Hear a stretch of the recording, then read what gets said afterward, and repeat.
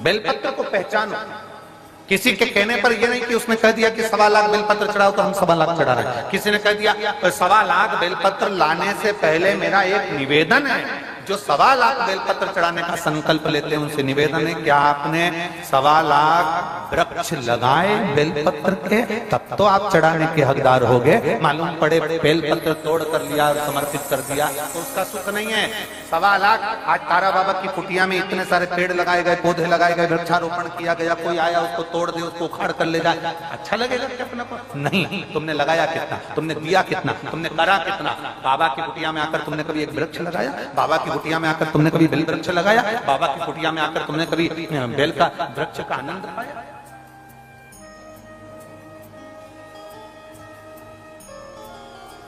आज इस भूमि पर हम गोविंद जी से और हमारे मन में आया तो हम कर दें क्या गोपाल जी? अगर कर सको तो हम तो विनय कर सकते हैं। ऐसा हमारे शास्त्र कहते हैं, ये शिव पुराण में लिखा है, विद्येश्वर संहिता, जहां पर बेलपत्री के 51 वृक्ष होते हैं। उन वृक्ष की जैसे कहते हैं ब्रज में वाटिका होती है, अशोक वाटिका होती है, वो वाटिका हमारे यहाँ इसको बेल वाटिका कहते हैं। उस 51 वृक्ष की वाटिका में कोई बैठकर अगर एक बार भी अपने दिल की बात भगवान शंकर से कर देता है ना, तो उसको भोलेनाथ को 51 वृक्ष के संकल्प को पूरा करने के लिए 3 दिन के अंदर उसे पूरा करना ही पड़ रहा है।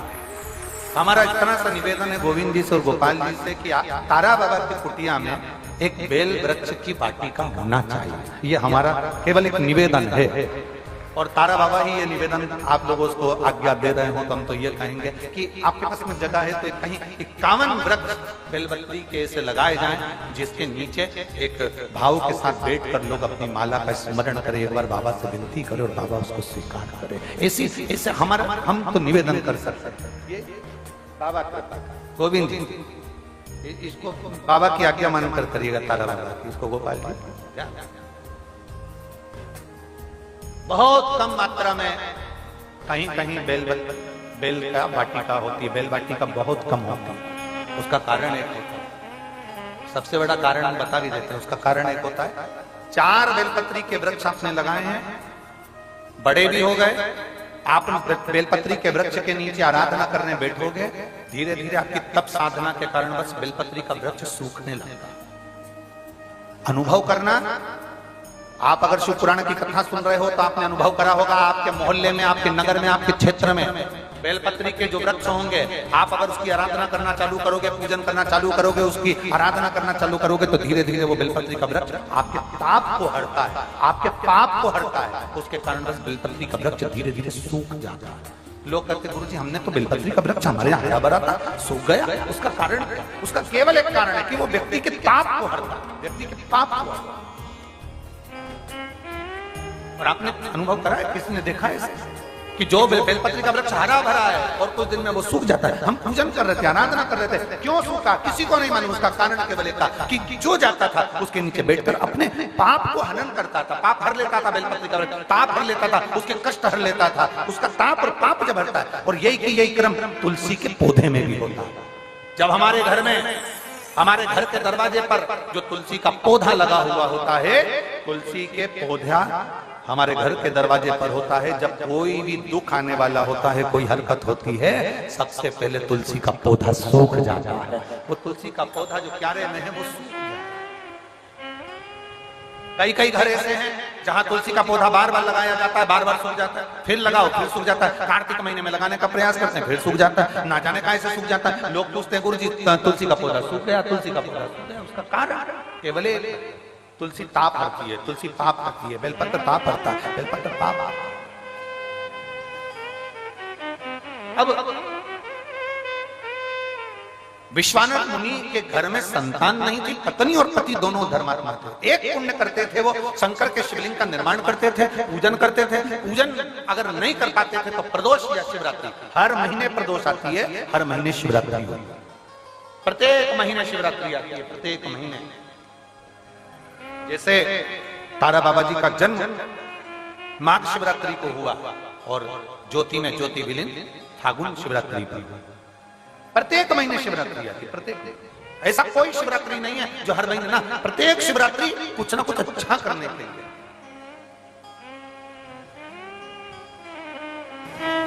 जिससे प्रेम करो ना उससे धन की चाह नहीं होती है, जिससे प्रेम करो ना उससे गाड़ी और बंगले की चाह नहीं होती है, जिससे प्रेम करो ना उससे मोबाइल के बैलेंस की चाह नहीं होती है, जिससे प्रेम करो उससे एप्पल के मोबाइल की चाह नहीं होती है, जिससे प्रेम करो उससे चाउमीन खाने की चाह नहीं होती है, जिससे प्रेम करो उससे पानी पूरी खाने की चाह नहीं होती है, जिससे प्रेम करो उससे बस एक चाह रहती है कि थोड़ा तो समय दिया करो मुझको, आपके लिए हूं और मैं आपके लिए, थोड़ा तो समय।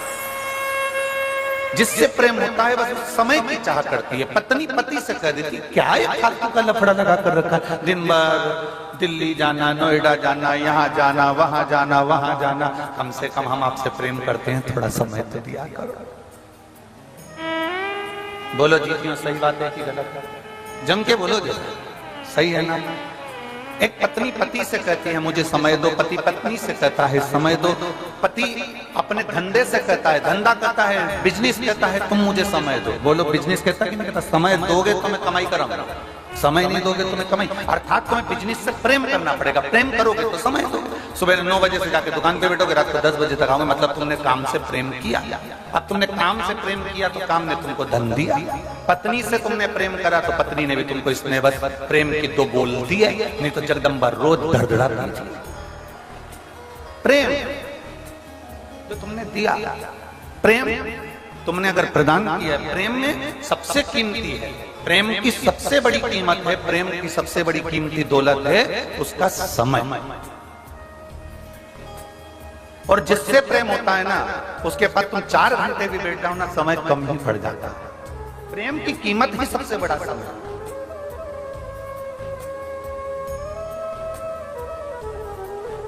अब गुरु को क्या चाहिए? चांदी के घड़ा ला कर दो, गुरु कभी कहता है? जम के बोलो जरा। गुरु कभी कहेगा कि मुझे गाड़ी ला कर दो, गुरु कभी कहेगा कि मुझे बंगला बना कर दो, गुरु कभी कहेगा कि तुम मुझे ये ला कर दो। गुरु केवल एक बात कहता है कि मैं हूं, तब तक थोड़ा समय दे दिया कर। समय देगा तो एक दिन वो समय तुझे भी कुछ ना कुछ जरूर देकर जाएगा ही। गुरु को क्या चाहिए? समय। पत्नी को क्या चाहिए? समय। पति को क्या चाहिए? समय। व्यापारी को क्या चाहिए? समय। क्योंकि जिससे हम प्रेम करें उससे हमें समय की अनुकूलता, समय प्रबलता मिल जाए। अब यहां तक तो बात समझ में आ गई कि आपको समय की कीमत समझ में आना चाहिए, और आगे तुम्हारे स्मरण में आना चाहिए कि वही समय जो तुम, एक पत्नी पति से समय मांगती है, पति पत्नी से समय मांगता है, डॉक्टर भी मरीज के लिए, मरीज के घर वालों से समय मांगता है। थोड़ा मुझे देना पड़ेगा 4-6 दिन, तो मैं प्रयास पूरा करूंगा इसको ठीक कर। समय दोगे तो ना। अब आखिरी में डॉक्टर जब पूरा काम कर लेता है तब डॉक्टर भी कहता है अब मेरे पास की घड़ी ठीक नहीं चल रही है, अब उससे समय मांगो, अब वो समय देगा, वो समय।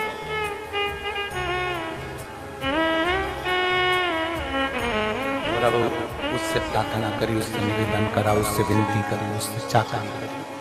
तो जब हम उससे प्रार्थना करे, उससे विनती करे, तो उसने भी अपने खाते खोल कर देखा, डायरी निकाली भोलेनाथ जी ने, और डायरी निकाल कर देखा, जरा देखो तो राम बाबू को देखो, राम बाबू को, इसने शंकर जी को कितना समय दिया था देखो जरा। तो इन्होंने कहा साहब वो सिरसा में कथा चल रही थी तारा बाबा की कुटिया में, तो ये 2 घंटे पहले तो कथा में आ गया था और 3 घंटे की कथा सुनी, और 3 घंटे की कथा में भी 2-4 आधा घंटा तो इसने यूं ही निकाल दिया घूमने फिरने में, तो इसका आधा घंटा तो काट दो, और बाकी का जितना समय बचा है एक काम करो, इसने शिव की कथा में समय दिया, गुरु की सेवा में समय दिया, परमात्मा की सेवा में समय दिया, शिव पुराण में समय दिया, इसलिए इसकी अंत घड़ी में भी इसका समय बढ़ा दिया जाए, इसको लेकर समय दिया।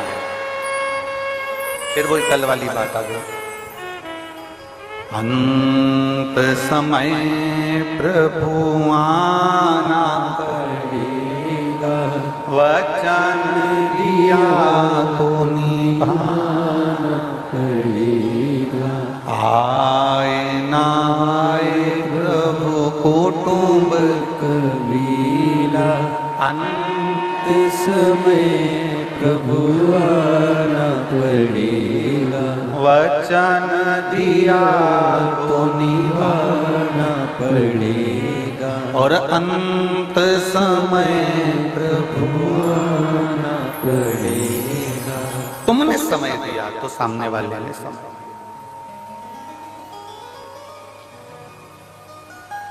अब तुम्हारे पास समय ही नहीं है। कल मैं गोविंद जी सुना रहे थे, तो गोविंद जी सुनाते बहुत अच्छा है। देखना गोविंद जी, हम कथाकारों पर भी कृपा करना। सुनाते बड़ा अच्छा। तो कह रहे थे गुरु जी से एक बात सुनाऊं मैं आपको। मैंने कहा सुना। गुरु की जो साधना है, गुरु ने जिसको भजा है, वो महादेव के शब्द गुरु की वाणी से निकलता है। वो महादेव का शब्द गुरु की वाणी से निकलता है। हमने पहले भी आपको कथा में कहा, सीवर वाला महाराज कभी शिव पुराण की कथा नहीं बांट सकता और हमारी सामर्थ्यता भी नहीं।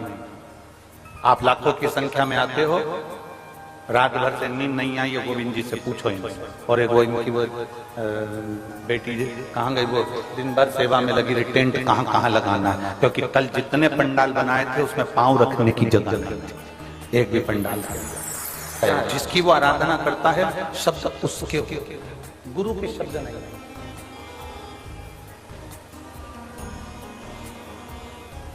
गुरु कोई वाणी नहीं बोलता, गुरु के शब्दों में परमात्मा के शब्द जुड़े।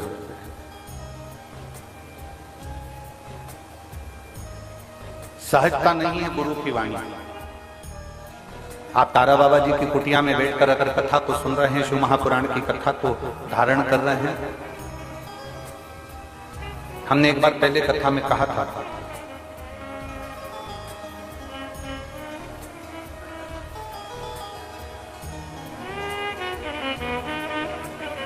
गाय जंगल में चरती है,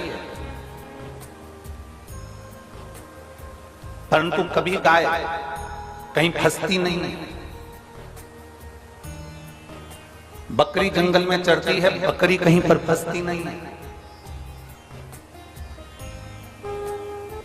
कारण गाय को चराने वाला पीछे चल रहा होता है, उसके हाथ में डंडा होता है, और वो किसान वो गाय चरा रहा होता है, ग्वाला गाय चरा रहा होता है। गाय को मालूम है मेरा कोई मालिक है, गाय को मालूम है मेरा कोई सेठ है, गाय को मालूम है मेरा मालिक है। अगर मैं कहीं फंस भी गई तो मेरा मालिक मुझको जम के बोले जरा निकाल। बकरी को मालूम है कि मेरा मालिक पीछे चल रहा है, अगर मैं कहीं फंस गई तो मुझे मेरा मालिक निकाल देगा।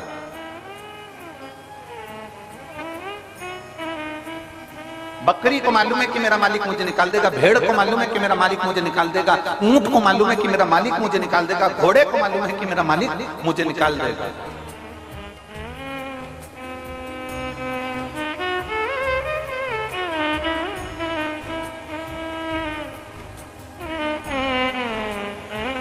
चिड़िया को भी मालूम है कि मुझे कोई ना कोई बाहर निकाल देगा,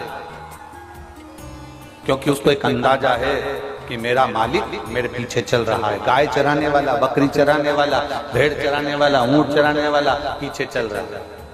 उसको मालूम है ये मैं अगर फंस गया कीचड़ में, अगर मैं कहीं फंस गया, उलझ गया, तो मुझे कोई ना कोई निकालेगा, मुझे कोई ना कोई निकालेगा, ये पक्का। मेरा मालिक मुझे निकालेगा, ये पक्का।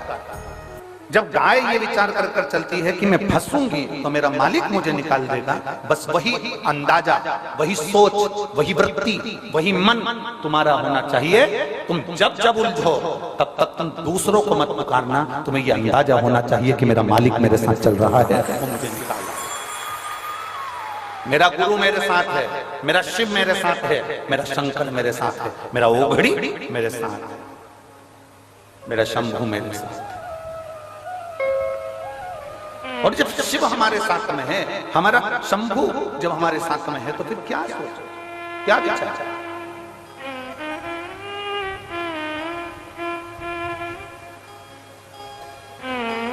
बहुत अच्छा बंगला देखोगे ना तो तुम्हारे मन में एक बात जरूर आएगी, इतनी सुंदर दीवार है ना, अंदर से बंगला कितना सुंदर, जाके देखो क्या। खूब सुंदर होटल देखोगे ना तो तुम्हारे मन में बात जरूर आएगी कि कितनी सुंदर होटल है, एक बार अंदर जाके देखो क्या। बोलो बोलो सही है कि गलत? तुम्हारे मार्केट में कोई चाउमीन की दुकान खोल गई, पानी पतासे की दुकान खोल गई, मिठाई की दुकान खोल गई, मोबाइल की दुकान खोल गई, कोई कपड़े की दुकान खोल गई, बहुत सुंदर दुकान खोली, खूब अच्छा मॉल खुला, तुम्हारे मन में जरूर आएगा कि जरा एक बार मैं भी जाकर तो देखो। बोलो बोलो जम के बोलो, सही है, जाकर तो देखो, देखो तो सही।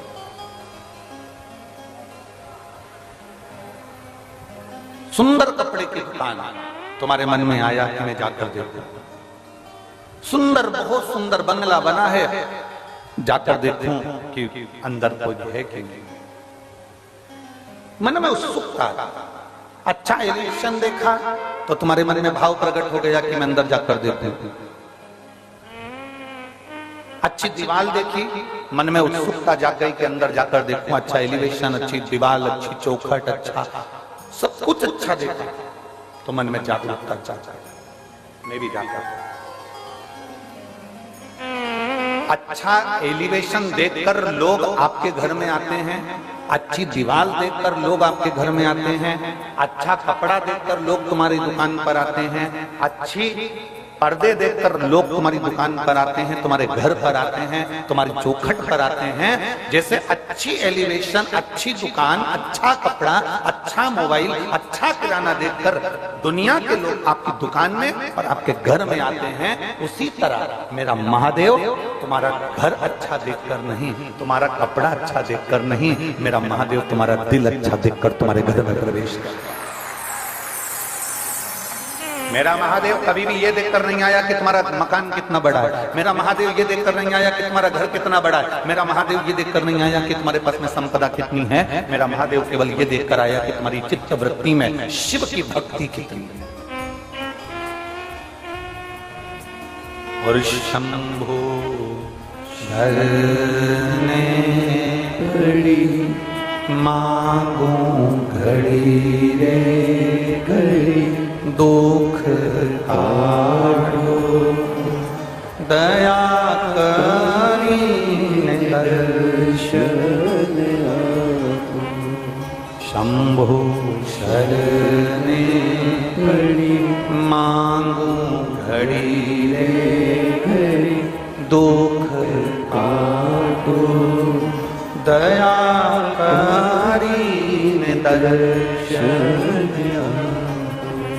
शिव कभी नहीं देखा कि तुम्हारे संपदा कितनी, दौलत कितनी, धन कितनी, वैभव कितना, सत्ता कितनी, गाड़ी कितनी। शंकर भगवान ने तो केवल एक चीज देखी है कि तेरा दिल कितना बड़ा है, तेरा मन, तेरी चित्तवृत्ति, तेरा व्यवहार कितना अच्छा है। शंकर को तुम्हारी दौलत से, शंकर को तुम्हारे वैभव से, शंकर को तुम्हारे धन से कोई प्रीति, कोई प्रीति नहीं। कल गोविंद जी बता रहे थे कि गुरुजी हम तारा बाबा जी से कहते थे कि आपकी झोपड़ी छोटी सी है, इसको बड़ा कर दें। तो बाबा जी कहते थे मुझे क्या करना बड़े महल में रहकर, मेरी झोपड़ी ही अच्छी है। बाबा जी हम कुछ अच्छा बना दें, हम मुझे क्या करना, मुझे तो सब कुछ नहीं बनवाना, मेरा जैसा है वैसा।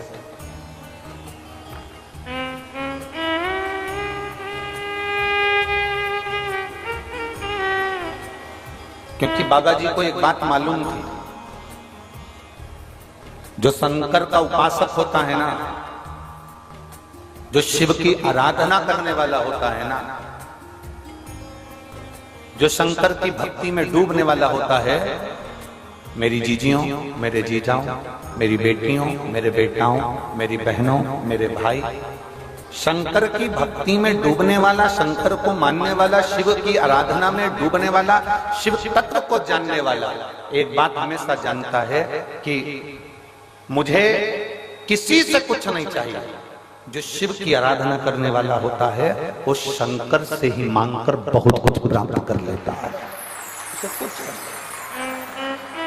शिव जी के 21 अवतार हुए हैं,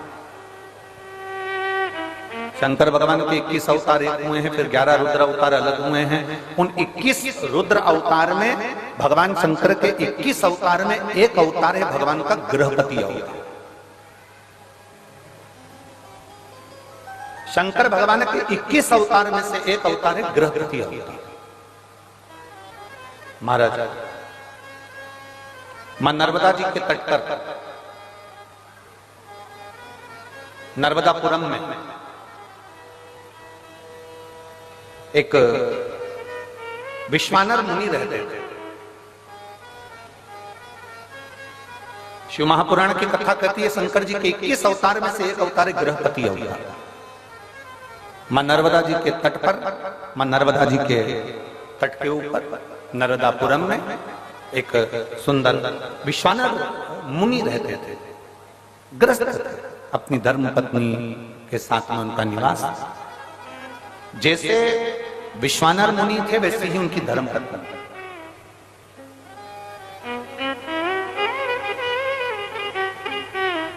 बहुत कम घर होते हैं जिन घरों में अगर पति धर्मात्मा है तो पत्नी धर्मात्मा हो, पत्नी धर्मात्मा हो तो पति धर्मात्मा हो। बहुत कम। सोचे जाओ तो नहीं होता। हमने अभी अभी यहाँ भटिंडा की कथा में एक बात कही थी, पंजाब में भटिंडा में कथा में करने आए थे, तब हमने बोला था अमिताभ का बेटा अमिताभ जैसा नहीं होता। हुआ क्या? जम के बोलो, सचिन तेंदुलकर का बेटा सचिन तेंदुलकर जैसा नहीं हो सकता। हुआ क्या? जम के बोलो जरा, नहीं। एक अच्छे से अच्छा मुख्यमंत्री हो, प्रधानमंत्री हो, मिनिस्टर हो, कहीं का भी मंत्री हो, उसका बेटा उसके जैसा नहीं हो ही नहीं सकता। क्योंकि मेरे भोले बाबा एक बार जिसको जन्म दे देते हैं, एक बार जिसको जन्म दे देते हैं और उसमें इतना टैलेंट देकर पैदा करते हैं, उसमें ऐसा ज्ञान देकर पैदा करते हैं, उसके जैसा भगवान दूसरा नहीं बनाता, उससे कम बनाएगा पर उसके जैसा नहीं बनाएगा।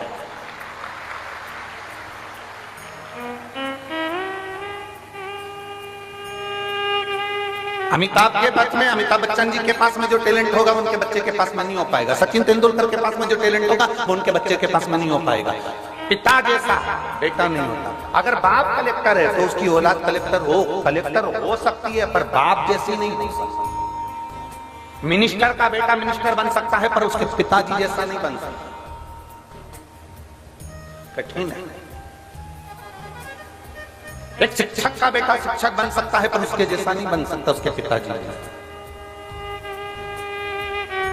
सास अपने 4 बेटों की शादी कर दे, 4 बहुओं को लिया, पर सास सोचे कि तेरी जैसी आ जाए तो नहीं आ सकती, तू ओल्ड इज गोल्ड है। कहा तेरे जैसा? तेरे बराबर कोई नहीं आ सकता। तो तुम अपने से क्यों किसी को होड़ कर रहे हो? मेरी बहू मेरे जैसी आना चाहिए, मेरी बहू जितना मैं काम करूं वैसी आना चाहिए, मैं जितनी सुबह से उठती हूँ मेरी बहू उतनी उठने वाले आना चाहिए। अरे माँ, अमिताभ का छोरा अमिताभ जैसा नहीं बना, सचिन का छोरा सचिन जैसा नहीं बना, तो तेरी बहू तेरे जैसी कैसे बन सकती है? तुझे तो भगवान ने खुद आनंद में बनाया है। कहाँ सोच कर बैठे, क्या विचार लेकर बैठे? मेरी बहू मेरे जैसी होना चाहिए। मैं 4 घंटे काम करूं तो मेरी बहू 4 घंटे काम करे, मैं 10 घंटे काम करूं तो मेरी बहू भी 10 घंटे काम करे। नहीं हो सकता, कभी नहीं हो सकता। इसलिए जो नहीं हो सकता उसको छोड़ो और लड़ना बंद करो। भगवान से प्रार्थना करो, जैसी भेजी चंद्र घंटा बहुत अच्छी। उसमें क्या करते? तुम ज्यादा सुधारने का प्रयास करोगे, वो नवरात्रि में काल रात्रि बन जाएगा। क्या मतलब? फिर तुम्हें सुबह शाम रोज आरती करना पड़ेगी उसकी। और तुम क्या बहू की आरती करोगे? बहू तुम्हारी कर देगी, तुम क्या करोगे?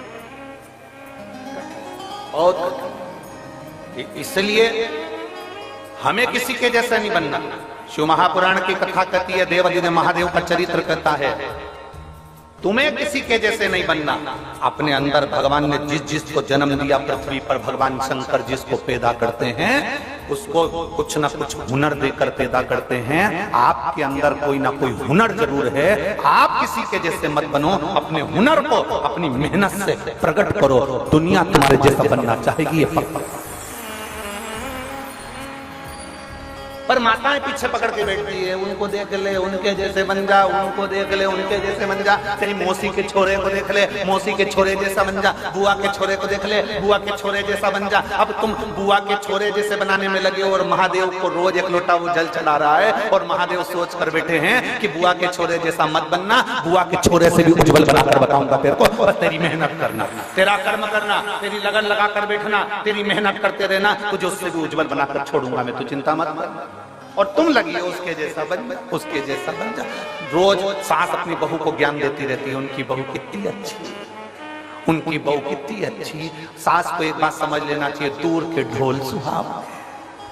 एक बार उस बहू के पाले तो पड़, उसको लेके एक बार बद्रीनाथ घूमने चले जा, मालूम पड़ जाएगा पेंटिंग की दुकान 4 दिन तक निकले ना बाबा। हमें लग रहा है अच्छी है।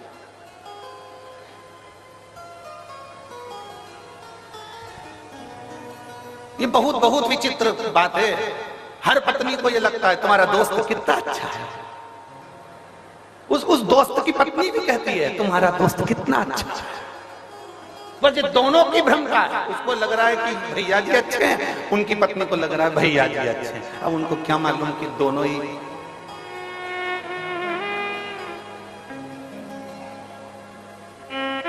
एक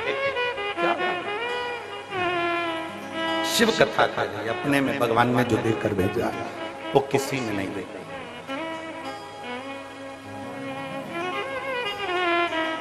और दया की ना हो जो आदत तुम्हारी तो सोनी रे अदालत तुम्हारी। गरीबों के दिल में जगह तुम न पाते तो किस दिल में होती इबादत तुम्हारी, तो किस दिल में होती इबादत तुम्हारी। बहुत सोच से मिले, जिसके ललाट में जो लिखा है वो होना है, जो निश्चित है उसका सोचे से मतलब।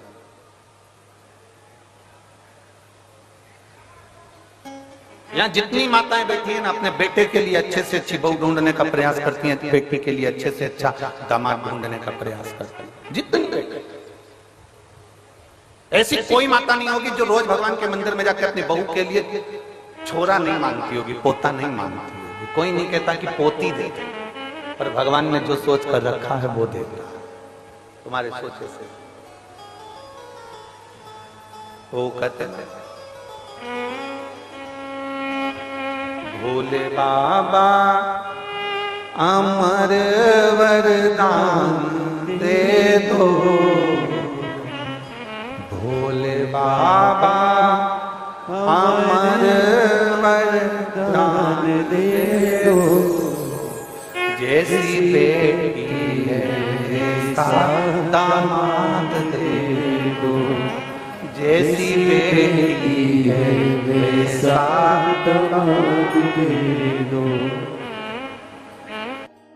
बेटी हमारी है राधा के जैसी, बेटी हमारी है राधा के जैसी, कान्हा के जैसा, कान्हा के जैसा दामाद दे दो। जैसी बेटी है वैसा दामाद दे दो। भोले बाबा अमर वरदान दे दो। जैसी बेटी है वैसा दामाद दे दो। बेटी हमारी है लक्ष्मी के जैसी, बेटी हमारी है लक्ष्मी के जैसी, नारायण जैसा दामाद दे दो। नारायण जैसा दामाद दे दो। जैसी बेटी है वैसा दामाद दे दो, जैसी बेटी है वैसा दामाद दे दो। भोले बाबा अमर वरदान दे दो, भोले बाबा सदा वरदान दे दो, जैसी बेटी है वैसी। बेटी हमारी है गोरा के जैसी, बेटी हमारी है गोरा के जैसी, आप जैसा ही हमको दामाद दे दो, आप जैसा ही हमको दामाद दे दो, जैसी बेटी है वैसा दामाद दे दो। दामाद मिला है, मेरी बेटी कुछ कहती है और तुरंत मान लेते हैं। ऐसा दामाद मिला है, मेरी बेटी को हर 2-4 महीने में मायके लेकर आता है, ऐसा दामाद मिला। अब जैसा तुमने मांगा था ऐसा दामाद दे दो, तुम्हारी बेटी को वैसा पति मिल गया। जैसा तुमने मांगा था उसी तरह तुम्हारी बहू की मां ने भी ऐसा ही मांगा था। तुम्हारी बहू की मां ने भी ऐसे मांगा था, ऐसा बेटा देना, ऐसा बेटा देना। अब तुम्हारी बेटी का पति घुमाने ले जाए तो अच्छा, तुम्हारी बेटी का पति तुम्हारी बेटी को चाउमीन खिलाने ले जाए अच्छा, तुम्हारी बेटी का पति तुम्हारी बेटी को सोने के जेवर पहनाए तो अच्छा, तुम्हारी बेटी का पति उसको ले जाकर मायके घुमा कर लाए तो अच्छा। और अब क्या बोलो, तुम सब समझता हो, बोलो तो। और तुम्हारा बेटा अगर तुम्हारी बहू को घुमाने ले जाए तो बेटा वो तो जोरू का गुलाम हो गया। दामाद ले जा रहे तो अच्छा, दामाद खिला रहे तो अच्छा, दामाद पहना रहे तो अच्छा, दामाद सोने की रकम दिलाए तो अच्छा। मेरा दामाद जैसा कोई नहीं, मेरे बेटी का पति इतना बढ़िया, मेरी बेटी का पति अच्छा बढ़िया। तो आप भी अपने बेटे से कहो बेटा, जैसे तेरे जीजा, जैसे तेरे दामाद बेटी का सम्मान करते हैं, तू मेरी बहू का सम्मान कर। तो लगना चाहिए सामने वालों को कि दामाद अच्छा। दूर के ढोल बस दिक्कत ही तो यही है सिरसा वाली जीजी हो, दिक्कत सबसे बड़ी यही आ रही है, बड़ी यही तो पड़ी है, दिक्कत यही है सबसे बड़ी।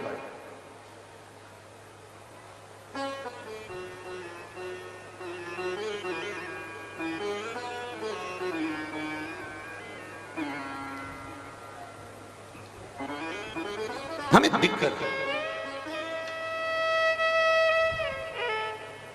शिव कथा कर रहे हैं। विश्वानर मुनि की धर्म पत्नी भगवान की भक्त थी, शिव जी की आराधना करना, भगवान शंकर की भक्ति करना। विश्वानर मुनि स्वयं शिव की आराधना में डूबने वाले। इनका एक नियम बड़ा पक्का था, प्रतिदिन शिवलिंग का निर्माण करना, पूजन करना, विसर्जन करना। और जिस दिन शिवलिंग का निर्माण नहीं कर पाते थे, जिस दिन शंकर भगवान के शिवलिंग की आराधना नहीं कर पाते थे, जिस दिन भगवान शंकर के शिवलिंग का पूजन नहीं कर पाते थे, उस दिन एक बेलपत्री का दान देते थे। कितनी बेलपत्री? एक। शिव पुराण पढ़ी आप लोगों ने? हमारी बात पे भरोसा मत करना बिल्कुल भी, सीवर वाले महाराज पे बिल्कुल भरोसा मत करो, रत्ती भर भी। गीता प्रेस गोरखपुर की शिव पुराण खरीद के लाओ, उसको पढ़ो। सीवर वाला महाराज झूठ तो नहीं बोल रहा, पढ़ो। कुमार खंड निकालो, उमा खंड निकालो, शिव महापुराण का कुमार खंड, उमा खंड निकाल कर पढ़ो, जिसके अंतर्गत लिखा हुआ है एक बेलपत्री का दान किसके बराबर होता है? तो कहा 1.25 मन सोने के सिंहासन पर शालिग्राम जी की मूर्ति को बिठाकर सोने का श्रृंगार कर कर किसी ब्राह्मण को दान दिया जाता है, उससे 1000 गुना दान बड़ा एक बेलपत्री का दान के बराबर। हम पर भरोसा मत करना, कहीं सीवर वाला महाराज झूठ तो नहीं बोल दिया, इसलिए शिव पुराण उठाकर पढ़ो। गीता प्रेस गोरखपुर की शिव पुराण को लाओ, पढ़ो और अध्ययन करो। अध्ययन करने पर तुम्हें मिलेगा कि शालिग्राम भगवान की शिला को सोने के सिंहासन पर बिठाकर सोने और हीरे से सजाकर जो दान करने का पुण्य मिलता है, वो पुण्य केवल एक बेलपत्री के दान से मिल जाता है। केवल एक बेलपत्री में वो फल होता है। और अच्छे से समझ लें, शंकर जी पे चढ़ी हुई बेलपत्र मान लो तुम्हारे पास में बेलपत्र नहीं है, मान लो तुम्हारे पास में बेलपत्र नहीं है। अब तुम्हारे पास बेलपत्र नहीं है, शिव जी के मंदिर में गई हो, शंकर के शिवालय में गई हो, देवाधिदेव महादेव के शिवालय में पहुंची हो, शिवालय में शंकर के शिवलिंग पर जो बेलपत्र चढ़ी होती है, उस बेलपत्र को उठाकर पानी से धोकर वापिस चढ़ा देने का फल क्या होता है, वो भी शिव महापुराण में जरूर पढ़िए। तारा बाबा की कुटिया में कथा चल रही है और श्री गुरु शिव पुराण चल रही है, जरा ध्यान से सुनना इसको, बहुत सावधानी से। जितने बाहर के पंडालों में भक्त बैठे और जितने आस्था चैनल पर सुन रहे हैं, जितने फेसबुक यूट्यूब पर सुन रहे हैं, जितने रोड पर बैठकर कथा सुन रहे हैं, जहां जहां आवाज जा रही है, जहां बैठकर कथा सुन रहे हैं, बहुत सावधानी से कथा का स्मरण करिएगा। एक बेलपत्री का दान शालिग्राम भगवान के सोने के सिंहासन पर बैठकर दान करने के बराबर है। शंकर भगवान के शिवलिंग पर चढ़ी हुई बेलपत्र को धोकर वापिस शंकर भगवान के शिवलिंग पर चढ़ाने का जो पुण्य है, कहा भारत की भूमि पर 26,000 जो पवित्र नदियां बनी हैं, उन नदियों में आप स्नान कर कर आएंगे और चारों धामों का दर्शन, 12 ज्योतिर्लिंग का दर्शन, आप सारी सप्तपुरियों का दर्शन कर कर आएंगे। उसका जो पुण्य फल होगा, एक बेलपत्री को शंकर पर से उठाकर मिलाकर वापिस शंकर को चढ़ाने का ये फल हमें तुरंत प्राप्त हो जाता है। केवल एक बेलपत्री को उठाकर धोकर चढ़ा देंगे, ये फल प्राप्त है।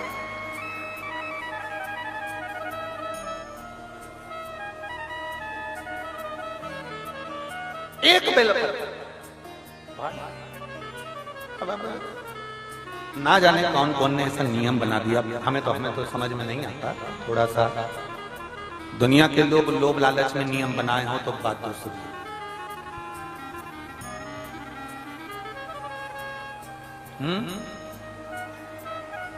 पीछे आवाज नहीं जा रही है,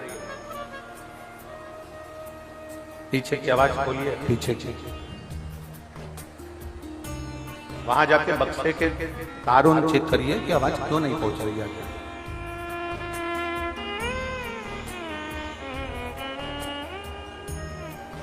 ना जाने कौन कौन ऐसा नियम बना दिया, हमारे पुराण में नहीं है। फिर निवेदन करेंगे, बहुत सावधानी से सुनिएगा कथा। लोगों को थोड़ा बुरा लग सकता है हमारी कथा, तो वो तो लगता रहता है, उसमें स्मरण ना करें। किसी पुराण के अंदर यह नहीं लिखा कि चांदी की बेलपत्र बनाकर भगवान शंकर को समर्पित करो। ठीक है, समझ में आ रही है ना बात?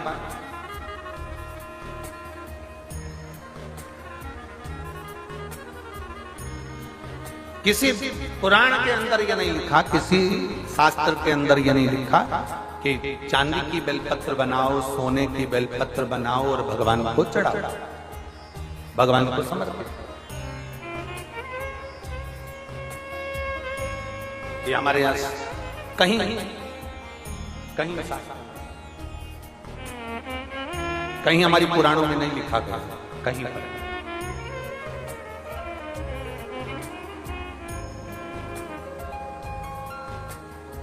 शंभु शरणे पड़ी मांगो घड़ी रे घड़ी, दुख काटो दया करी मैं दर्शन आपको।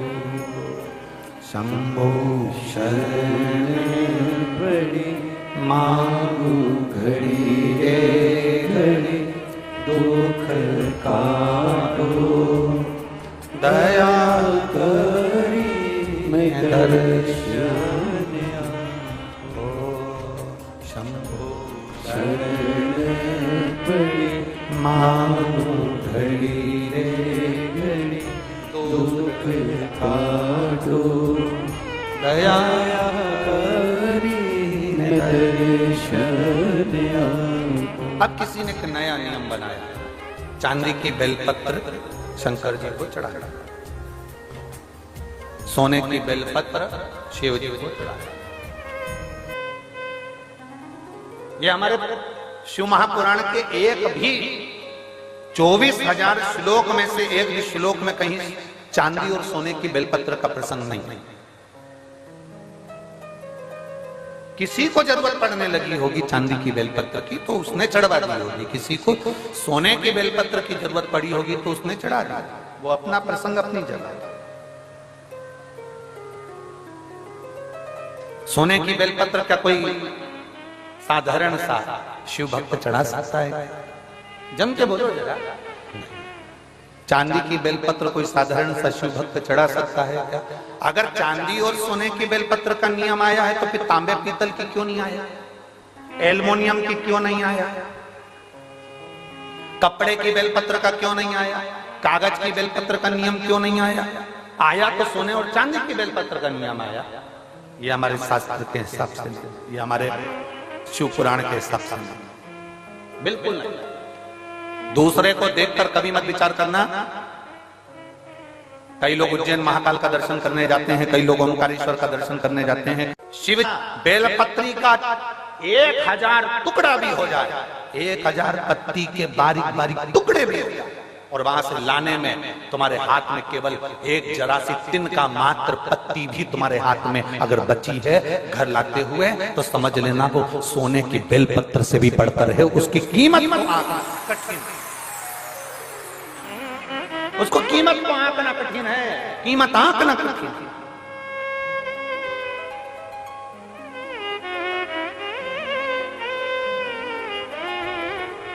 एक बेलपत्री की कीमत को कौन आंक सकता है बाबा? समझे? ये किसी ने एक फाइल भेजी है जिसमें इस व्यक्ति को जो बीमारी हुई है वो लाखों में किसी एक को होती है, जिसके अंदर उसके शरीर की नसें चौक होती चली जाती है, शरीर काम करना बंद कर देता है। आखिरी में वो व्यक्ति का पूरा शरीर, जिह्वा, कान, गला लुप्त होकर पड़ जाता है, हाथ पैर सब ढीले पड़ जाते हैं, शरीर पूरा काम करना बंद कर देता है। उस शरीर में कोई ऊर्जा नहीं रहती, केवल प्राण चलते हैं। और भगवान से लोग प्रार्थना करते हैं कि ये तो प्राण छूट जाए तो अच्छा। इतना बड़ा शरीर उठाकर कौन कहां लेकर जाए? जो हिल नहीं सकता, जा नहीं सकता, एक बीमारी जिसको डिस्टेमिया कहते हैं, ऐसी बीमारी इस व्यक्ति को हो गई थी, जिसने पूरी डॉक्टर की रिपोर्टें और पूरे चीजें लगाई है उस व्यक्ति ने। और अपनी पूरी, पहले आप फोटो देखिए उस व्यक्ति का जो पड़ा हुआ है, जो एलईडी वाले हैं वो एलईडी पर दिखाएंगे, आस्था चैनल वाले आस्था चैनल पर दिखाएंगे। जिस व्यक्ति का शरीर, हाथ, पैर, गर्दन कुछ भी काम नहीं करता था, केवल पड़ा रहता, उसका कोई शरीर काम नहीं करता, कोई शरीर उसका कार्य नहीं करता। अब उसके पत्र पर अपन ध्यान देंगे। मेरा नाम अजय कुमार मेहता है, मैं फतेहाबाद हरियाणा का निवासी हूं। कहीं बैठे हो तो हाथ हिला सकते हैं। आप ही हैं? श्री शिवाय नमस्ते। आ जाओ, एक बेलपत्र ले जाना चाहिए। मैं फतेहाबाद हरियाणा का निवासी हूं। मेरा मोबाइल नंबर ये है। मैंने कोरोना काल में 2021 में पहली वैक्सीन की डोज लगाने के बाद मुझे मालूम नहीं पड़ा कि मेरे शरीर को क्या हो गया। समय आया, मेरे शरीर ने काम करना बंद कर दिया और मेरा शरीर पूरी तरह से शिथिल हो गया। गर्दन ठहर नहीं पाती थी, हाथ गिर जाता था, पांव उठ नहीं पाता था, शरीर पूरा ऐसे ही पलंग पर पड़ा रहता था। हमने गुड़गांव मैदानता में दिखाया। वहां दिखाने के बाद मालूम पड़ा कि मुझे बीमारी हो गई है। ये बीमारी लाखों लोगों में एक को होती है, जिसका इलाज पूरे विदेश में भी नहीं है। किसी पेशेंट को कभी अच्छा होता हुआ इस बीमारी के अंतर्गत नहीं देखा गया। लगभग इस बीमारी में एक इंजेक्शन लगता है, पर वो भी मुझे लॉक नहीं कर रहा था। बार बार हम डॉक्टर को दिखाने गए, हमने विदेश तक में जाकर इसकी जांच कराई, पर इसका कोई हल नहीं निकला। ये बीमारी जैसी की जैसे थी, एक इंजेक्शन लगवाते थोड़ा सा आराम मिलता, फिर वैसे ही हो जाते। गर्दन ठेरती नहीं, हाथ ठेरता नहीं, पांव ठेरता नहीं। इलाज करते करते थक गए। तब मेरी धर्मपत्नी और उसकी मित्र निधि खन्ना ने उसको आपके बारे में कथा का वर्णन किया। तब मेरी पत्नी ने कथा को सुनना प्रारंभ करा और शिव महापुराण की कथा आस्था चैनल पर सुनी। आप कहते हो आसन लगाकर कथा सुनने का फल क्या होता है? मैं बताता हूँ। जिस पांव और हाथ से मैं काम नहीं कर पाता था, जिस गर्दन को मैं उठा नहीं सकता था, आज बाबा की कृपा से मुझे ठीक होने में केवल शिव की कृपा थी।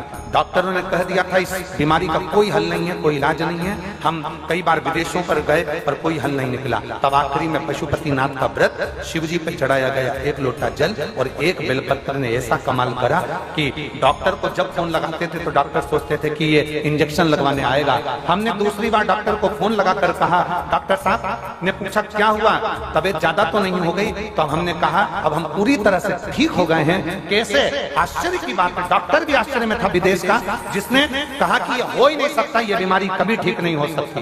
तो डॉक्टर भी आश्चर्य में पड़ गया जब हम चलने फिरने लगे और अपनी गर्दन भी ठेरने लगी। हम बाबा की कृपा से ठीक हैं, हमारा फोटो भी लगा रहे हैं और हम कथा के मंडप में भी आए। आइए, श्री शिवाय नमस्ते।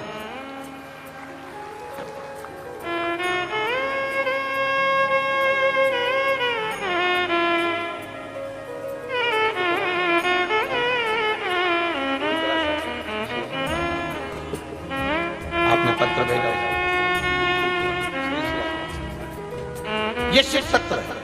जो व्यक्ति पलंग पर से नहीं उठता था, जिसका शरीर काम नहीं करता, लाखों में किसी एक को बीमारी हो जाती है जिसमें शरीर पूरा तरह से चोट हो जाता है। कई बच्चे ऐसे पड़े हुए हैं, हम उनकी माताओं से निवेदन करेंगे, आपको किसी के पास कहां तक लेकर जाओगे?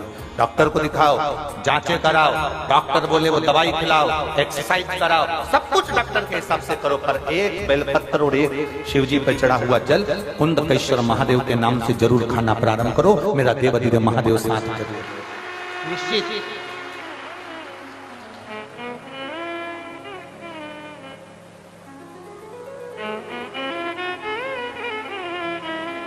और तेरी कृपा बिना न हिले एक भी अणु, लेते हैं श्वास तेरी कृपा से तनु तनु। हे गंगाधार मुक्ति द्वार ओंकार तू, भोले ओंकार तू। आयो शरण तिहारी शंभु तार तार तू। बखान क्या करूं मैं रातों के ढेर का, चपटी भभूत में खजाना कुबेर का। हे गंगाधार मुक्ति द्वार ओंकार तू, भोले ओंकार तू। आयो शरण तिहारी शंभु तार तार। शिव है। सोने की बेलपत्री जो काम नहीं करती, चांदी की बेलपत्री जो काम नहीं करती, हीरे पन्ने की बेलपत्री जो काम नहीं करती, वो एक वृक्ष पर से तोड़ी हुई बेलपत्र वो काम करती। ब्रह्म में मत पड़ना, भ्रमित मत होना। चांदी की बेलपत्र चढ़ाकर कोई तुम्हें दे भी दे और कहे कि ये लो बेलपत्र, ये हमने चांदी की दी है, उसको कहते ना ये चांदी की बेलपत्र तुम्हारे पास रखो, हमें तो शंकर जी पे चढ़ी हुई एक सादी सी बेलपत्र दे दो जो दुनिया की औषधि है। बहुत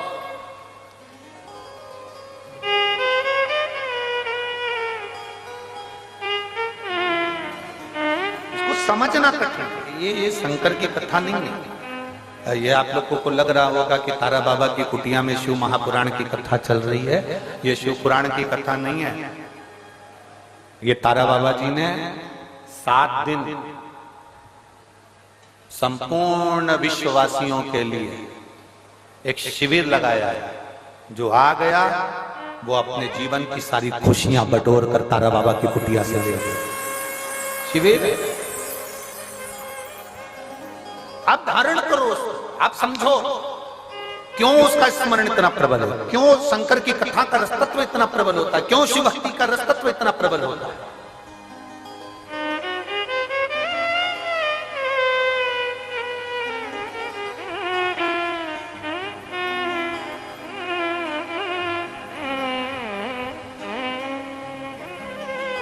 कल कोई कह रहे थे, हम सुबह सुबह जब मॉर्निंग वॉक में घूम रहे थे, सुबह 5 साढ़े 5 बजे का समय होगा, वो जो बाउंसर लोग लगे हैं ना, तो वो कह रहे थे गुरुजी हम यहाँ हमेशा सेवा में आते हैं, पर एक बात आज तक समझ में नहीं आई, इतना सारा कथा हुआ पर ये कथा में ये इतने सारे आ कहां से गए, ये समझ में नहीं आई। और हम किसी को भी कुछ भी बोलते हैं ना तो वो टस से मस नहीं होता। पहले जितनी कथा होती थी ना, सब में समझदार लोग आते थे, तो हमने कहा राम कथा में राम जी जैसे आए हैं, कृष्ण कथा में कृष्ण जैसे आए हैं, शंकर जी के तो सब ऐसे ही मिलेंगे। तो हटने को तैयार नहीं होते। गुरु जी शिव पुराण में ऐसा क्या है? हमने कहा तुम भले 7 दिन की सेवा में लगे हो, पर 3 महीने के अंदर तुम्हें मालूम पड़ेगा कि शिव महापुराण में है क्या। हम नहीं बोलकर जाएंगे कि इसमें है क्या। तारा बाबा जी ने ये कथा करवाई है, तारा बाबा जी इस कथा को करवा रहे हैं। हम जजमान का नाम, आयोजक के नाम में भले इनका नाम ले देते, पर आयोजक वही है जो अंदर बैठे हैं, आयोजक वही। तारा बाबा जी कथा करवा रहे, तारा बाबा जी सुन रहे हैं, तारा बाबा जी बचवा रहे, कोई दूसरा नहीं। शिव को पहचानना कठिन है, बहुत कठिन। जैसे पत्नी पति को नहीं पहचान पाती, पूरी जिंदगी नहीं पहचान पाती। एक पति पत्नी गार्डन में घूम रहे थे, गार्डन में घूमते घूमते सामने से कुत्ता आ गया। कुत्ता पति पत्नी की ओर बढ़ रहा था, पति को डर लगा, पत्नी ने पति का हाथ जम के पकड़ लिया, ये कुत्ता मुझे खा जाएगा। कुत्ता और पास में आया, पत्नी और घबराई, पति को लगा ये कुत्ता मेरी पत्नी को ना काट खाए। कुत्ता मुझे काट खाएगा चल जाएगा, पर पत्नी को ना काटे, क्योंकि पत्नी को काटा तो कल बच्चों का टिफिन कौन बनाएगा, बच्चों को स्कूल कौन पहुंचाएगा। कुत्ता मुझे काट खाए पर पत्नी को ना काटे। कुत्ता और आगे बढ़ा, पति घबरा गया, पति घबराया, कहीं कुत्ता मेरी पत्नी को ना काट ले, तो पति ने तुरंत पत्नी को अपनी गोदी में उठा लिया। तुरंत पत्नी को गोदी में उठाया, कुत्ता भाग गया। कुत्ता भागा, इसने पत्नी को नीचे उतारा, पत्नी चिल्ला के दौड़ी, तुम्हारे जैसा बेवकूफ आदमी कहीं नहीं देखा। दुनिया के लोग कुत्ते को भगाने के लिए पत्थर उठाते, तुमने मुझे कौन समझाए तो समझाए कोई। अरे ओ बावरी, उसने तेरे को इसलिए उठाया था कि तुझे ना काटे, पर तुझे लगा कि वो मार देंगे। समझ कोई सबसे कठिन काम है। एक बहन ने लिखा, गोविंद जी को हम धन्यवाद देते हैं, गोपाल जी को हम धन्यवाद देते हैं। यहाँ पर हमने बहुत कथा सुनी, पर शिव पुराण के लिए तरस रहे, तो हम गोविंद जी और गोपाल जी को धन्यवाद देते हैं, जो तारा बाबा की कुटिया में उन्होंने कथा करवाकर हम सबकी मन की तमन्ना पूरी कर दी।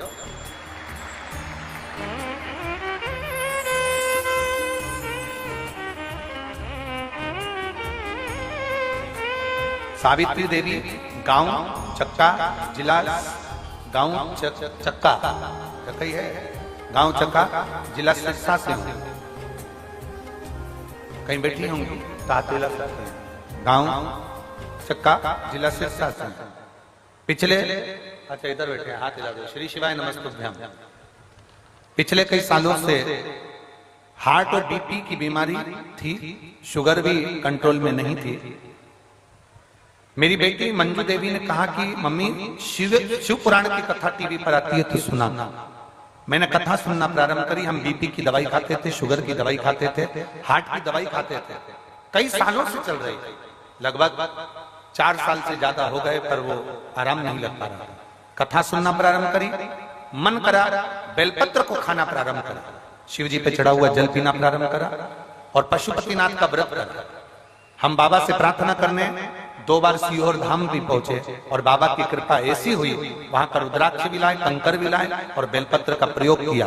आज बाबा की कृपा से एक भी दवाई खाना नहीं पड़ती। मेरा हार्ट, बीपी और शुगर सब लेवल में है। मैं बाबा को धन्यवाद देने वाला हूं। गुरुदेव, मैं श्री गोपाल जी कांडा जी को और श्री गोविंद जी कांडा जी को धन्यवाद देती हूँ, जिन्होंने हमारे दिल की तमन्ना पूरी कर दी। तारा बाबा की कुटिया में शिव पुराण की कथा करवाकर ये शिव तत्व।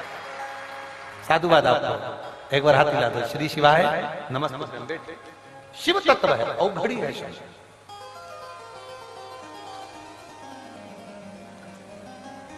एक दिल से बाबा से प्रार्थना करो, दिल से। और मेरी जीजियों सुनो, सिरसा वालियों, जरा अच्छे से, भीड़ भले हो,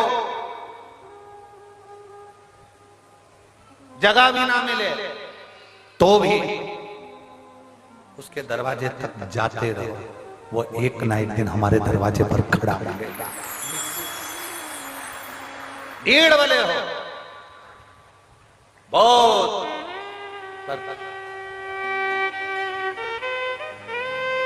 मैंने तेरे ही भरोसे बाबा, तेरे ही भरोसे हवा बिच उड़ती जावांगी बाबा, डोर तो छड़ी ना में कटी जावांगी।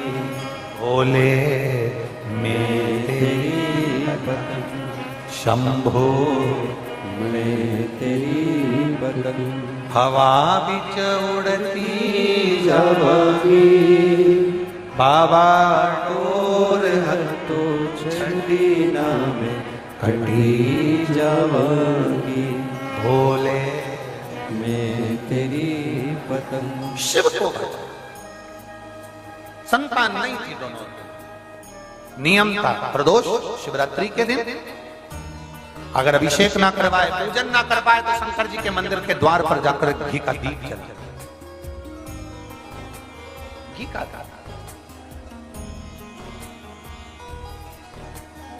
कितना भी कर्जा हो, कर्जे में डूब गए हो आप, कर्जे में ज्यादा मरने का प्लान मत बना। Plan change. कितना भी डिप्रेशन हो, कितना भी टेंशन हो, मरना तो है ही। लोगों की छाती पे मूंग डलता है, मरना नहीं। काय को मरे? बोलो सही है कि गलत है? तुम्हारे मरने से टेंशन कम हो जाएगा क्या? जो ऑफिसर दिन की ड्यूटी नहीं कर पाता उसको गवर्नमेंट रात की ड्यूटी लगा देते। ड्यूटी तो करना पड़ेगी। अभी 3 घंटे करे हैं तो बाद में 3 घंटा करो, पर 8 घंटे की ड्यूटी है तो 4-4 घंटा कभी भी करो, पर करना पड़ेगा। तुम अगर सोचो कि मैं मर जाऊंगा, मेरा टेंशन कम हो जाएगा, तो वापिस जन्म लेके फिर टेंशन मिलेगा। इसलिए एक बार अच्छे से टेंशन ले लो। अपने को टेंशन ज्यादा आ भी जाए ना, मरना नहीं है। और मरो भी तो थोड़ा फैशन चेंज करो। पानी में डूब के क्या मरना? Old fashion. ट्रेन के नीचे मर गए, ओल्ड फैशन। गाड़ी के आगे आ गया, ओल्ड फैशन। रस्सी बांध के मर गए, ओल्ड फैशन। जहर खा के मर गए, ओल्ड फैशन। न्यू फैशन लाओ। शंकर जी के मंदिर में रोज जाओ, रोज जल चढ़ाओ, रोज उसके सामने विनती करो, प्रार्थना करो। तेरे दरवाजे पर ही कहूंगा, किसी से नहीं। क्या मरना है? जरा जरा सी बात में मरने चल दिए। मैं बहुत दुखी गुरुजी, मैं बहुत तकलीफ में, आंख से आंसू आए, रोता जाए। आग लगे बस्ती में, अपन रहो मस्ती में। ज्यादा जितना ज्यादा टेंशन हो उतना जोरदार श्रृंगार करो। खजूर वाली चोटी बना के जोरदार सजा खूब। क्या किसको रोइए, चादर सोइए। जो ज्यादा ताना मारे, मोहल्ले के लोग ज्यादा ताना मारे, ये चल दी शंकर की बगत, ये चल दी बाबा की कुटिया, ये चल दी तारा बाबा की यहाँ, ये चल दी जल चढ़ाने, ये चल दी भक्तन, ये चल गई भगवान की भक्तन, ये हो गई सीहोर वाला गुरुजी की चेली। जो जितना ज्यादा बोले उसके सामने और जोरदार पेंसिल से लाइन खींचो, डब्बा भरो, आंख नीली पीली करके लोटा भर के फिर जा अपने कौन अलमस्त हो। कईयों की आदत, उसमें गुरुजी क्या करेगा। और इतनी वजह कभी किसी कई बार तो हमको आश्चर्य होता है, हम इसी चक्कर में तो हम कोई मर जाता है तो हम बैठने नहीं जाते, क्योंकि वो घिसी पिटी बात एक ही लेकर बैठ जाता है। उससे कोई आएगा पूछेगा कैसे मरा, क्या हो गया था, अच्छा तो था, उसने पूरी कथा सुना दी, रात को कड़ी खाई थी, मक्का की 2 रोटी भी खाई, मेरे से बोले बाथरूम जाना है, मैं ले गई, वापिस आए सोए। अब क्या बोलो उसको बताओ। फिर कोई आ गया, तुम्हारे जाते ही फिर कोई आके बैठ गया, क्या हो गया, फिर उसको पूरा सुनाया। एक काम कर लो, सीडी भरवा लो, प्लेयर में लगा, जैसे कोई पूछे क्या हो गया, खटका दबा दिया। अरे क्या, मरने वाला मर गया, जाने वाला चले गया। एक काम करो, बैठने क्यों जाते हैं, उसका एक कारण है। गरुड़ पुराण कहती है हम मरने वाले क्या बैठने इसलिए जाते हैं क्योंकि जीवात्मा 10 दिन तक उसके घर की अटारी पर रहती है, और 10 दिन बैठने वाले इसलिए आते हैं कि वहां बैठकर भगवान का नाम लेंगे, वो जीवात्मा को मिलेगा और वो तर जाएगी, इसलिए। पर दुनिया उल्टी है, उल्टी। क्या हो गया था, मरने वालों का क्या। एक बार हम भी किसी गांव में चले गए थे, वो कोई मर गया तो हम चले गए, उनको बताया भी नहीं हमने कि हम आए। हम तो दरवाजा खोल के अंदर घुस गए। सब कोई झाड़ू लगा रही थी, कोई पोछा लगा रही थी, कोई बर्तन मांज रही थी। उनने देखा महाराजा सब थे, जो चालू करा चालू करा, तो अब हमें भी आंख में आंसू आते आते तो हम भी हंस दिए। अब मुझे बच्चा, अरे आग लगे बस्ती में, जरा जम के बोलो, अपन रहो, बोल बम का नारा है सारी समस्या का हल। अपने को टेंशन नहीं है, डिप्रेशन में बिल्कुल मत जाओ, चिंता बिल्कुल मत करो। कई बच्चे कहते हैं हम सीए की पढ़ाई में पास नहीं हुए, कोई के इंजीनियर में पास नहीं हुए, कोई क्या हम इसमें पास नहीं हुए, कोई के हमारी नौकरी नहीं लग रही, कोई के हमारा ये हो गया। क्या चिंता। एक लड़के ने लिखा,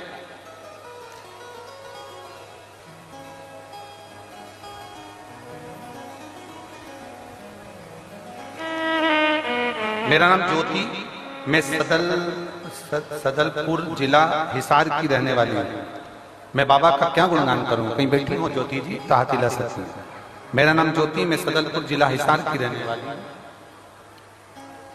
एक लोटे जल का मैं क्या वर्णन करूँ गुरुदेव। मेरा भाई 2021 से आर्मी की नौकरी की तैयारी कर रहा था, पर उसका कहीं सिलेक्शन नहीं हुआ, आखिरी में वो हार गया। उसने पेपर देना ही बंद कर दिया, उसने एग्जाम देना ही बंद कर दिया, फॉर्म भरना ही बंद कर दिया।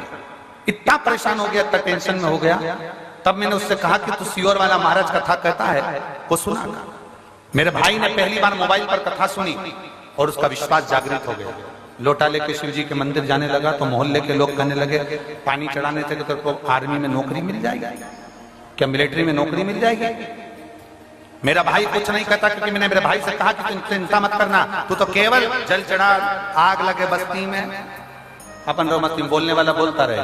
और मेरे भाई ने शंकर पर भरोसा रखा, आस्था चैनल पर कथा सुनता रहा, एक लोटा जल चढ़ाते रहा, पशुपति व्रत किया, और जब उसका एग्जाम आया तो बेलपत्री में शहद लगाकर शिव को चढ़ा कर गया। मेरे भाई का आर्मी में सिलेक्शन हो गया। मैं बाबा को धन्यवाद देने के लिए आया। मेरे भाई का मैं फोटो भी लगा रहा। ये फोटो क्यों लगा के भेज, फोटो की जरूरत नहीं है, आपको लिख दिया है ना पत्र, बहुत साधुवाद, बहुत साधुवाद।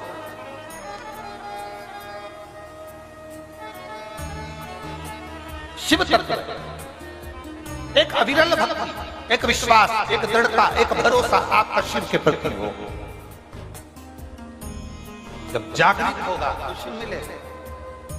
ब्रह्मता में शिव नहीं मिलता, आडंबर में, अंधविश्वास में पड़ गए, शंकर नहीं मिलेगा। अंधविश्वास, कोई कुछ कह दिया तुमने मान लिया। आप पढ़ो ना, शास्त्र पढ़ो, वेद पढ़ो, पुराण पढ़ो, पढ़ो।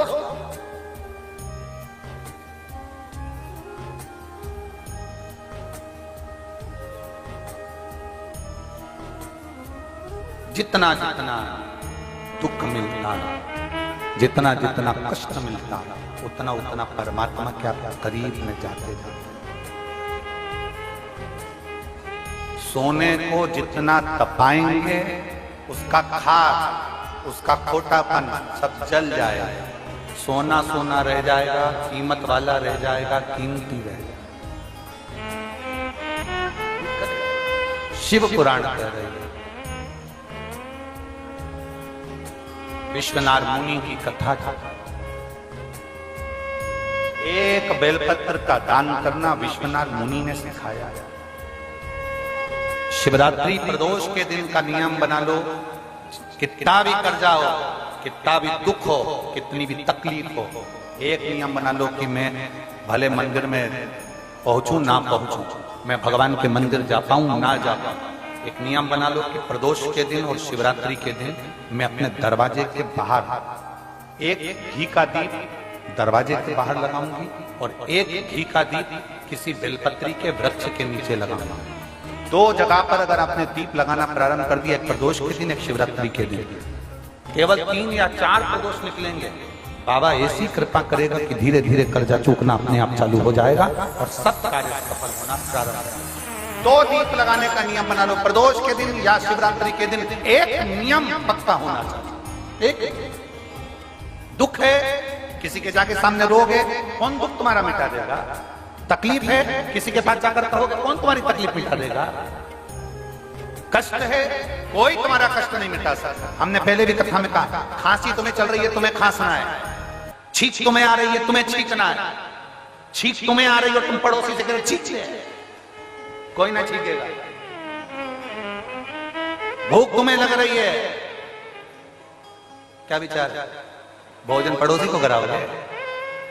भूख तुम्हें लग रही है और तुम पति से कह रही समोसा खा जा, कचौड़ी खा जा। पति पूछे क्यों? मुझे भूख लग रही है। तुम खाओगे, तुम्हारा पेट भरेगा। छींक तुम्हें आई तो तुम छींकोगे, खांसी तुम्हें आई तो तुम खांसोगे, पेट तुम्हारा दुखा तो दवाई भी तुम खाओगे। उसी तरह तकलीफ तुम्हें है तो एक लोटा जल लेकर महादेव के मंदिर तुम्हें जाना चाहिए, तुम्हें उसका फल।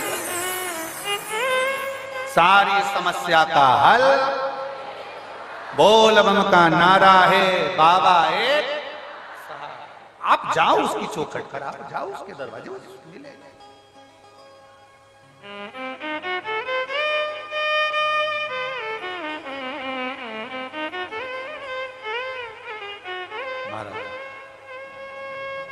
जिसने जान लिया उसको शिव मिल गए, जो नहीं जान पाया उसको शंकर नहीं मिले। विश्वनाथ की कथा बहुत लंबी है, विस्तार से, बहुत विस्तार। आज इस कथा को पूरा नहीं कर पाएंगे, कल की कथा में इसको पूरा करेंगे। विश्वनाथ मुनि की जो कथा है उसको विस्तार से सुनना है। इसी विश्वनाथ मुनि की कथा में 3 चीजें बड़ी विशेष आई है, धतूरे की, एक बेलपत्र की और एक आंख का फूल। जानते हो ना सब लोग, आंख आंकड़े का पुष्प। कई लोग वो संतान की प्राप्ति के लिए आंख की जो जड़ बांधते हैं उसका कथा इस क्रम में है, उसको कल श्रवण करेंगे। अगर 30 साल भी औलाद नहीं हुई ना, 35 साल तक भी अगर संतान नहीं हुई है तो उसके बाद भी अगर आप, इस व्यासपीठ ने देखा है 40-40 साल तक जिसको औलाद नहीं हुई उसको भी औलाद हुई। कल की कथा में अपन उसको लेंगे। 35 से 40 साल भी हो गए ना शादी को, उसके बाद भी कई माताओं का रजो धर्म भी आना बंद हो जाता है। और अगर वो बाबा से प्रार्थना करे कि मेरा रजो धर्म भी नहीं आ रहा तो औलाद कैसे होगी, रजो धर्म भी बाबा देकर फिर औलाद देता है। ये सफेद आंकड़े की जड़ का जो प्रयोग है उसका स्मरण करें।